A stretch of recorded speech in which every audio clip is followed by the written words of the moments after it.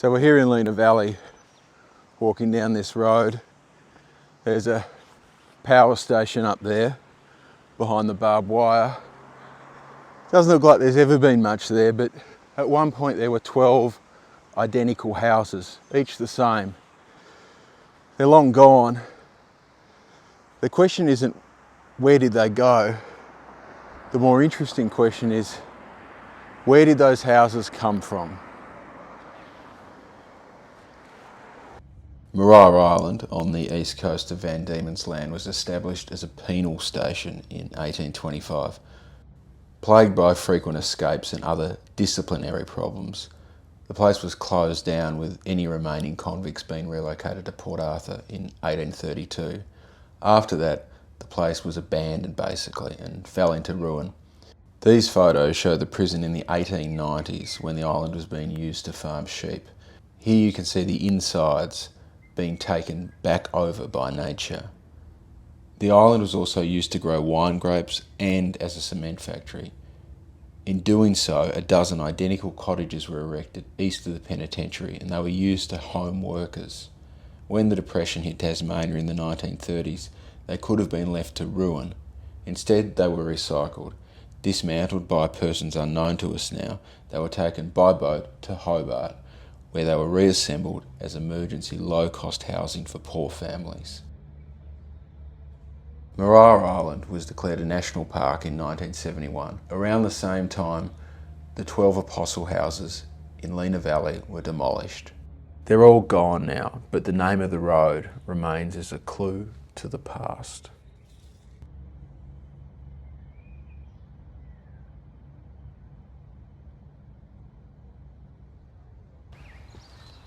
So we're here in the leafy part of Sandy Bay. This church is 500 metres from the beachfront. But a century ago, it was right on the waterfront. So something must have happened. Come on.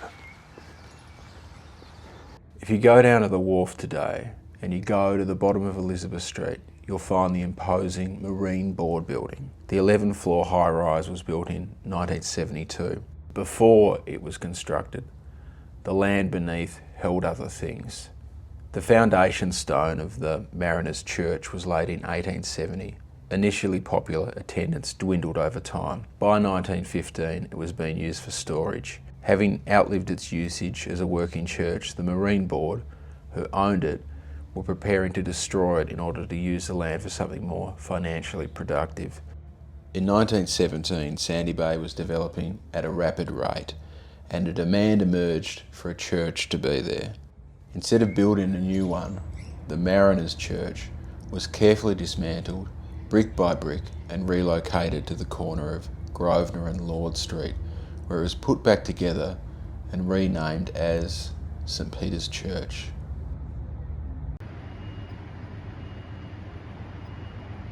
Nab House, formerly AMP House. This is the tallest building in the Hobart CBD, 58 metres and 14 floors. But it's not the first landmark to have existed on the corner of Elizabeth and Collins. The original Australian Mutual Provident Society building was constructed on the same corner in 1884. The three-storey building was designed by Henry Hunter and had a sandstone facade and the sort of ornate trimmings and grand figurehead typical of many Victorian-era buildings. In 1913, the building was redeveloped with the adding of a four-storey and the addition of large decorative sandstone arches on both main entries. They were carved by stonemason Amos Vimpany. In 1968, the building was demolished to make way for the tower that exists today. All, however, was not lost. One of the arches was salvaged and donated to the Botanical Gardens and reinstalled there on September of the same year to mark its 150th anniversary.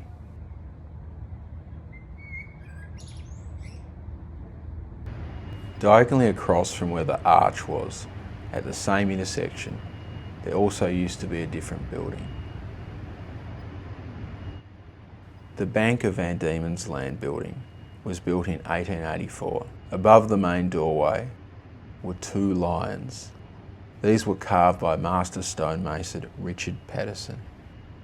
The bank building itself was demolished in 1958 and replaced by something more modern, the ANZ Bank building.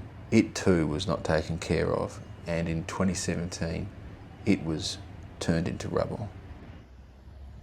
But the lions were saved. They were removed from the building prior to demolition and sent to Port Arthur, where they moved around for about 3 decades. In preparation for the 1988 Australian bicentennial celebrations, the century-old lions were offered to the Hobart City Council as a gift, and today the masterpieces sit at the entrance of St David's Park. So I'm here out the front of the Riverfront Motel, and for the last 60 years there's been something floating in the sky behind us. It looked a bit futuristic, looked like it could have been from Southern California or something from the Jetsons. Anyhow, it's not there anymore. It just seemed to evaporate one day. The arch was constructed for Queen Elizabeth II's 1954 visit. Complete with a crown and Glenorchy signage, it was placed at the bottom of Liverpool Street to greet the Queen, whose royal tour was one of the biggest events that Tasmania has ever seen. Here is the only known footage of her parade beneath it. After the event was over, the arch moved around a bit and was almost destroyed for scrap. But in 1960, the Riverfront Motel, formerly the Motel Derwent, purchased it and rebuilt it as a sign to attract motorists. The angles of the legs were moved slightly and the crown was replaced with an electrified motel sign. In 2021, the arch was really beginning to show its age, so it was gently pulled down instead, all in an effort to preserve it for another 60 years. The arch is one of the few remaining examples of large, postmodern, Googie style construction in Australia. The arch is fundamentally a mystery. There are no records of who designed it or how exactly it was constructed. With the paint now faded and no reliable photographs available, the true colour of the arches will be forever unknowable. It lays on the grass, awaiting restoration.